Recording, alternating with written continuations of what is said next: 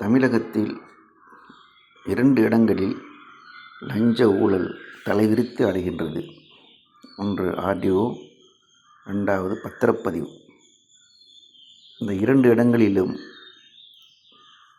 கோடிக்கணக்கில் ஒரு நாள் ஒன்றுக்கு பணம் புழக்கம் ஏற்படுகிறது. லஞ்ச ஒழிப்புத்துறை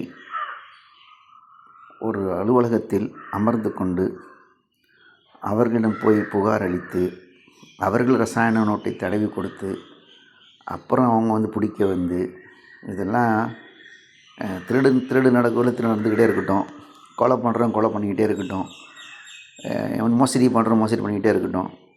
இதுதான் இதுக்கு தீர்வா? அப்படி அல்ல. லஞ்ச ஒழிப்புத்துறை பறக்கும் படை போல செயல்பட வேண்டும். எந்த நேரம் எங்கே இருந்தாலும் உடனடியாக மக்களை தேடி அவங்க வரணும். உதாரணத்துக்கு ஒரு இடத்துல பத்திரப்பதிவு லஞ்சம் நடக்குது.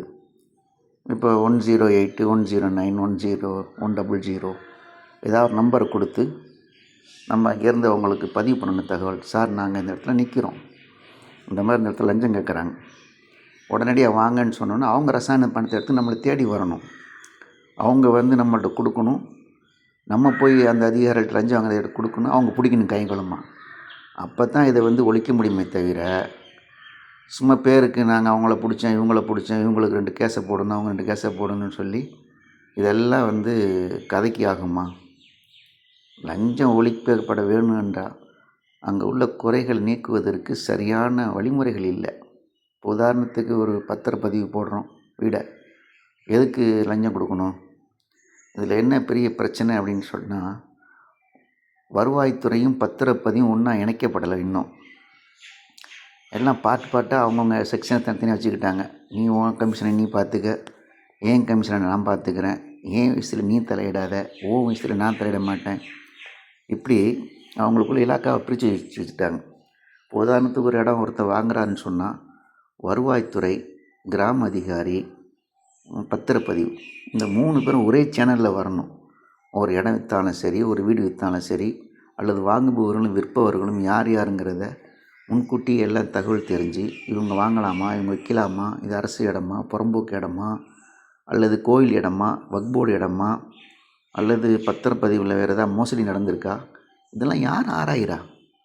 எதாவது பண்ணி கொடுத்துட்டு போலீஸ் ஸ்டேஷனை கூட நாளைக்கு பத்திரப்பதிவு போட்டு கேட்டால் கூட பத்திரப்பதிவாளர் போட்டு கொடுத்துட்றாரு. அதுக்கப்புறம் தான் தெரியுது போலீஸ் ஸ்டேஷன்ட்டு. என்ன இது சட்டம்? இதாவது சட்டமா?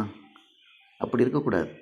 ஒரு இடத்த விற்கிறோம் வாங்குகிறோன்னு சொன்னால் முறைப்படி ஆவணங்களை யார் செஞ்சு கொடுக்கணும்? ஃபஸ்ட்டு கிராம அதிகாரி செஞ்சு கொடுக்கணும். அந்த கிராம அதிகாரி என்ஓசி கொடுக்கணும். இந்த இடம் கிராமத்தில் உள்ளவங்களுக்கு தான் தெரியும், இது யார் இடம், இது புறம்போக்கு, இது கோயில் இடம், வருமான வரித்துறை நல்லா தெரியும். பத்திரப்பதிவுக்கு என்ன தெரியும்? அவங்க வில்லங்க ஏதாவது போட்டு வச்சுட்டு பேங்கில் லோன் வாங்கினா தான் அவங்க வில்லங்கத்தை கட்டுறாங்க. இதெல்லாம் முறைகேடு, சரியில்லை. இந்த சிஸ்டத்தெல்லாம் மாற்றணும். தமிழக அரசு இது விஷயமாக மக்கள்கள்கிட்ட கருத்து கணிப்பு கேட்டு இந்த மோசடிகளை எப்படி தீர்க்கணும்னு சொல்லி மக்கள்கிட்ட கருத்து கணிப்பு கேட்டு இந்த பத்திரப்பதிவு விஷயங்களை எல்லாத்தையும் ஒரே சேனலில் கொண்டு வரணும். தமிழக அரசு இது விஷயமாக குறித்து நடவடிக்கை எடுக்கணும்.